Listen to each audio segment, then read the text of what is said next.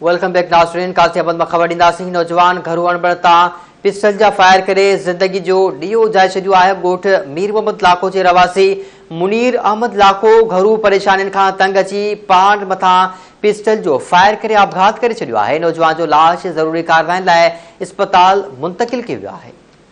अफ़सोसनाक ख़बर आहे काज़ी अहमद खान नौजवान घरू अणबड़ तां पिस्टल जा फायर करे ज़िंदगीअ जो ॾीओ उजाए छॾियो आहे।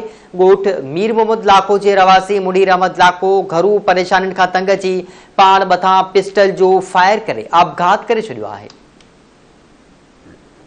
नौजवान जो लाश ज़रूरी कार्रवाइनि लाइ इस्पताल मुंतक़िल कयो वियो आहे। ख़बर ॾियूं पिया काज़ी अहमद खान नौजवान घरू अणबड़ तां पिस्टल जा फायर करे ज़िंदगीअ जो ॾीओ उजाए छॾियो आहे। ॻोठ मीर मोहम्मद लाखो जे रवासी मुनीर अहमद लाखो घरू परेशानियुनि खां तंग अची पाण मथां पिस्टल जो फायर करे आपघात करे छॾियो आहे। नौजवान जो लाश ज़रूरी कार्रवाइनि लाइ इस्पताल मुंतक़िल कयो वियो आहे।